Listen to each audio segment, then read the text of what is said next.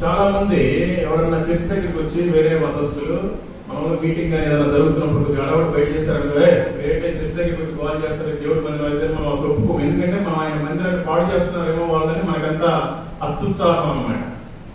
కానీ వాస్తవానికి మందిరంలో దేవుడు లేడు, ఏ మందిరంలోనూ లేడు. ఆయన మన హృదయంలో ఉంటాడు. మనమేమో ఆ హృదయాన్ని పాడు చేస్తుంటాం. సిగరెట్లు మనమే తాగుతాం, వీళ్ళు మనమే తాగుతాం, ముందు మనమే చేస్తాం, అక్కడ సంబంధం పెట్టుకుని విచారం మనమే చేస్తాం. అందుకే దేవుడు హెచ్చరిస్తున్నాడు, మీరు దేవుని ఆలయమై ఉన్నారనియు దేవుని ఆత్మ మీలో నివసించుతున్నాడనియు మీరు ఎరుగరా. ఎవడైనాను దేవుని ఆలయమును పాడు చేసిన ఎడల దేవుడు వారిని పాడు చేయను.